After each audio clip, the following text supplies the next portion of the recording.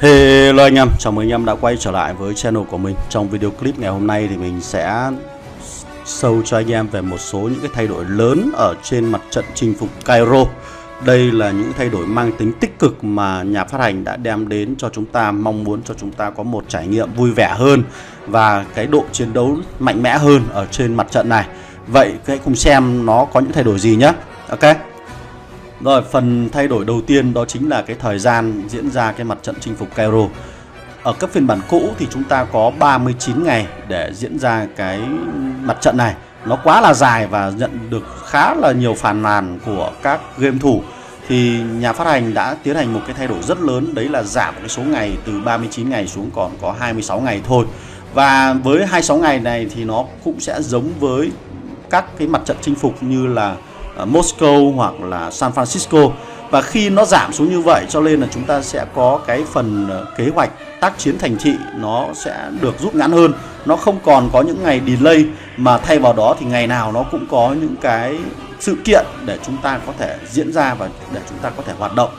Và cụ thể nhất là bắt đầu từ ngày số 2 là chúng ta đã có thể mở khóa được cái pháo đài cấp 2. Và từ cái pháo đài cấp 2 thì tất cả các liên hiệp có thể va chạm chiến đấu lẫn nhau ở trong cái phần vùng đệm rồi. Cho nên là nó không giống như các phiên bản cũ là chúng ta ngồi farm 3 ngày đầu tiên ở trong safe zone, sau đó tính toán các kế hoạch xây dựng. Nhưng bây giờ chúng ta chỉ còn có 1 ngày thôi. Đó, đến ngày thứ 3 thì nó đã mở cái phòng thí nghiệm quân sự rồi này. Đó, và đến ngày thứ 4 thì chúng ta sẽ có mở khóa các cái lô cốt này, hắc quạ cấp 10 này. Đến ngày thứ 5 là chúng ta đã có pháo đài cấp 3 mở ra rồi. Cái mở khóa cái pháo đài cấp 3 chính là đường vào zone 2 của anh em. Và ngày thứ 6 là chúng ta sẽ có mở khóa thị trấn, là các liên hiệp sẽ cùng nhau chiếm giữ cái thị trấn để lấy tiền.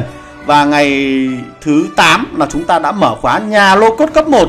Anh em hiểu vấn đề ở đây không ạ? Là ngày thứ 8 chúng ta đã mở nhà lô cốt cấp 1 rồi. Vậy là trong 8 ngày đầu tiên chúng ta ngoài việc là chúng ta đấm nhau ở trong phần vùng đệm thì đến ngày thứ 9 là chúng ta đã có khả năng là chiến đấu ở phần zone 3. Giữa các liên hiệp với nhau đã có thể giao lưu với nhau ở phần zone 3 rồi. Bởi vì khi mà nhà cấp lô cốt cấp 1 mở ra là chúng ta tất cả 8 liên minh đều có thể chui vào trong phần zone 3 và đánh nhau loạn xạ rồi. Để có thể nói rõ hơn thì mình sẽ show cái bản đồ lên để anh em nhìn rõ hơn. Đây là cái pháo đài cấp 1 này. Và ở phần ngoài này nó sẽ có một cái phần pháo đài cấp 2 nữa này. Và khi pháo đài cấp 2 mở ra thì các liên minh, các liên hiệp khác nhau nó sẽ chiến đấu nhau ở trong phần vùng đệm như anh em đang được nhìn thấy ở đây. Rồi, tiếp theo là gì? Cái pháo đài cấp 3 khi nó mở ra ở ngày tiếp theo đấy thì là chúng ta sẽ có đường vào phần zone 2. Phần zone 2 này thì thông thường là các liên minh trong liên hiệp sẽ xây dựng thôi. Nhưng đến ngày thứ 8 là chúng ta đã mở khóa cái nhà lô cốt cấp 1 rồi. Và khi mà mở khóa cái nhà lô cốt cấp 1 thì chúng ta hình dung là tất cả các 8 cái liên minh có thể vào trong cái phần vùng màu nâu đậm hơn như thế này. Đấy, đánh nhau loạn xạ ở trong này. Và chúng ta sẽ phải giành quyền kiểm soát cái nhà lô cốt cấp 2 để có thể chạm chân được vào cái đại kim tự tháp. Như vậy là cái diễn tiến của mặt trận này nó sẽ diễn ra nhanh hơn, được chưa? Rồi, cái điểm thay đổi thứ hai đấy chính là gì? Các cái liên minh trong liên hiệp nó đã có cái sự liên thông với nhau. Ở đây như các bạn đang nhìn là nó không còn cái ranh giới để ngăn cách nữa, mà thay vào đó là chúng ta có thể đi liên thông được với nhau. Ví dụ như chỗ này nó có 3 cái làng và liên minh ở bên tay trái có thể đi sang bên tay phải để chiến đấu cho với những liên minh ở góc 9 giờ. Hoặc ngược lại, những liên minh ở bên tay trái có thể đi sang bên phải để chiến đấu với những cái liên hiệp ở góc dưới 6 giờ. Đó, thế thì cái việc chiến đấu và xây dựng này nó có cần phải có sự bàn thảo kỹ càng giữa các nhà lãnh đạo của các liên hiệp với nhau để chúng ta đưa ra được một cái kế hoạch cụ thể. Chứ còn nếu như chúng ta đánh lẻ, chúng ta chiến đấu đơn độc thì khả năng là chúng ta toang rất là cao. Và nếu như chúng ta không xây dựng được thì chúng ta sẽ không thể có một cái bàn đạp tốt cho cái phần vùng 2 hoặc là vùng 3 được. Rồi, do có sự thay đổi về cơ cấu của bản đồ như vậy cho nên là ngay từ giai đoạn đầu của trò chơi, ngay từ giai đoạn đầu của phần mặt trận chinh phục là nhà phát hành đã cho chúng ta 2 cái bộ tổng tư lệnh hay còn gọi là CC.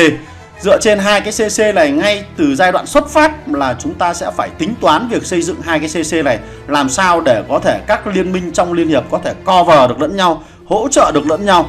Chứ nếu như mà chúng ta không tận dụng tốt 2 cái CC này thì người chơi của các liên minh trong liên hiệp đó sẽ phải di chuyển xe tải rất là xa. Đây mình sẽ show cho anh em về cái bản đồ này. Bởi vì kích thước của bản đồ nó không thay đổi nhưng thời gian nó giảm xuống, cho nên là cái diễn tiến nó diễn ra rất nhanh.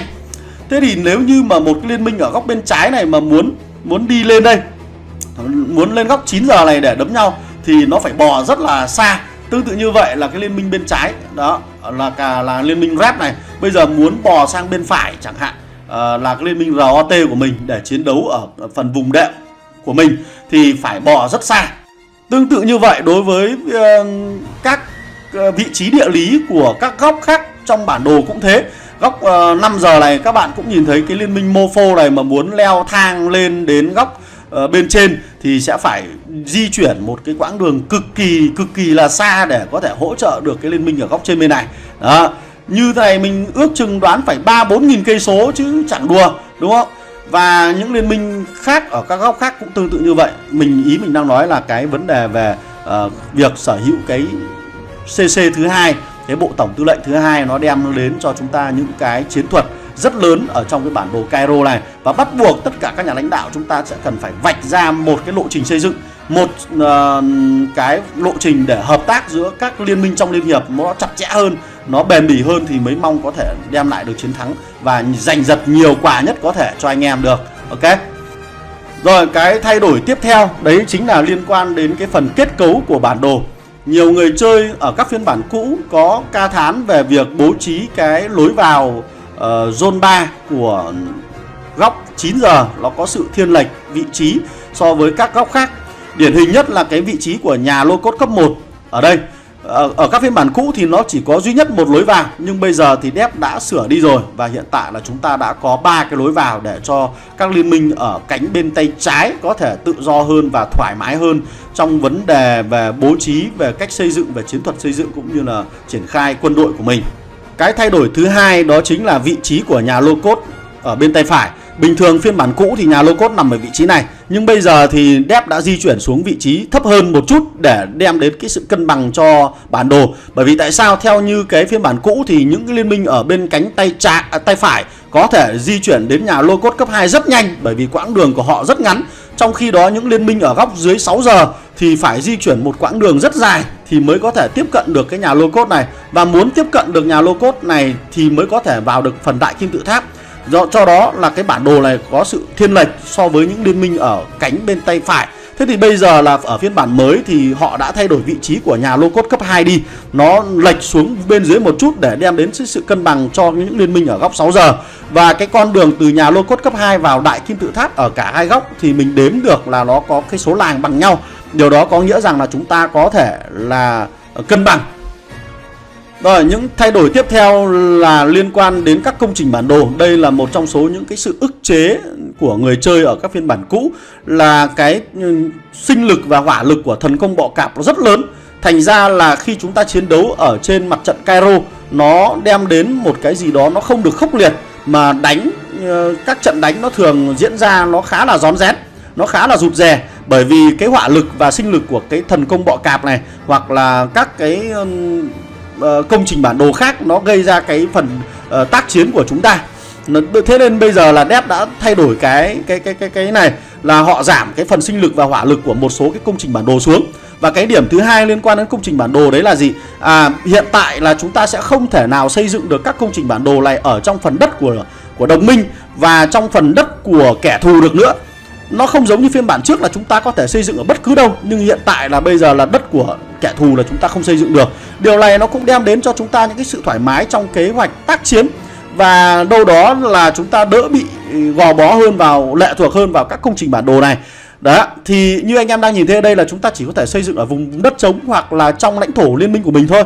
Như thế thì nó sẽ đem đến cái sự cân bằng hơn cho tất cả các liên minh khi mà chúng ta tham chiến ở trên mặt trận này. Rồi, phần tiếp theo là thay đổi về các hiệu ứng có lợi của các công trình ở trên bản đồ Cairo. Đấy là các cái pháo đài, các nhà lô cốt hoặc các cái búp khác. Là hiện tại thì để giảm cái sự chênh lệch giữa các liên minh khác nhau thì họ đã giảm cái phần hiệu ứng có lợi cho những liên minh chiếm được các công trình này xuống. Thay vì là tăng phần sát thương lên đến 5% như ngày xưa thì hiện tại là pháo đài cấp 3 thì nó chỉ còn có 3% thôi. Tương tự như vậy đối với các công trình khác thì nó cũng giảm theo một cái tỷ lệ nhất định để đem đến cái mức độ cân bằng hơn cho tất cả các liên minh ở trong cái bản đồ này. Ok, phần cuối cùng trong video clip này thì mình sẽ chia sẻ về những điểm chưa được của bản đồ Cairo mà Dev vẫn đang để lại, và mình cũng chưa rõ ý đồ của Dev khi để lại những cái vị trí này. Đấy là anh em đang nhìn thấy cái mặt xây dựng của liên minh PNG8, họ đang xây dựng một vùng đất ở trong cái eo này. Và chỉ duy nhất có góc này là có. Thế thì những cái liên minh mà chơi chuyên về trực thăng thì họ có thể lợi dụng cái điểm eo của liên minh PNG8 đang xây dựng ở đây để tiến hành tấn công những liên minh góc 9 giờ rất dễ dàng. Chúng ta hình dung là bắt đầu khi pháo đài cấp 2 mở ra thì chúng ta mới có thể giao chiến được với nhau. Nhưng trước khi pháo đài cấp 2 mở ra là các liên minh ví dụ như PNG8 họ đã có thể xây dựng sẵn cái bộ tổng tư lệnh của mình ở đây. Và sẽ ra sao nếu như cái liên minh này chơi toàn về trực thăng, họ sẽ có những cái đơn vị trực thăng bay qua cái phần dãy núi này để sang mảnh đất bên này. Và từ cái dãy núi đó đến cái pháo đài cấp 2 nó rất là gần. Cho nên là nếu như mà những liên minh ở góc 9 giờ không đủ khỏe mạnh để có thể là phản công, để có thể phòng thủ được cái lối chơi này thì khả năng thất thủ khá là cao. Còn nếu như mà họ quá mạnh để làm được điều đó thì mình nghĩ là giống như liên minh enemy này thì họ có thể một mạch xây dựng đến pháo đài cấp 2 của đối phương. Nhưng mà nếu như mà hai bên đang ngang bằng nhau về mặt lực chiến, về mặt quân số, về mặt đơn vị thì cái việc lợi thế của PNG8 đang có ở đó nó sẽ thể hiện cụ thể hóa hơn ở trên chiến trường. Trong khi đó thì tất cả các góc của bản đồ nó đều không có cái điểm lợi thế này anh em ạ. Nó không có cái điểm lợi thế này. Ví dụ như góc này thì nó vẫn còn khá là xa. Từ cái điểm này sang lên đến trên này nó chạy rất xa. Đó. Và tương tự như ở các góc khác cũng thế. Mình quan sát một cái điểm nó không có cái lợi thế giống như cái liên minh PNG8 ở góc 11 giờ. Đó. Ví dụ như ở chỗ này là pháo đài cấp 2. Bên này cũng là pháo đài cấp 2. Giãn cách rất xa.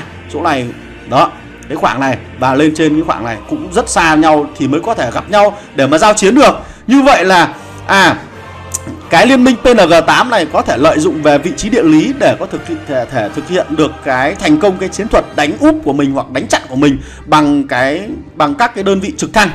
Đó, thì mình vẫn thấy được rằng là cái bản đồ này vẫn phù hợp với những các đơn vị trực thăng. Trực thăng nó rất khỏe trong bản đồ này bởi vì nó có tính năng bay vượt địa hình. Đó, thế thì tương lai thì có thể phụ thuộc vào từng cái lối chơi và chiến thuật của từng liên minh. Nhưng mà đây là một vài cái suy nghĩ của mình về cái bản đồ và những cái thay đổi ở trong bản đồ này nhé. Ok, ngoài ra thì còn có những cái thay đổi nhỏ khác liên quan đến bản đồ Cairo thì có lẽ là để lại để cho anh em chúng ta sẽ cùng nhau tìm hiểu, khám phá và chinh phục được cái mặt trận này để xem những cái thay đổi của Dev như vậy thì nó đem đến những cái mặt tích cực hay là nó vẫn không thay đổi được gì nhiều đối với mặt trận Cairo này. Rồi, còn bây giờ có lẽ là clip của mình đã khá là dài. Xin chào và hẹn gặp lại anh em ở trong các video clip lần sau. Goodbye.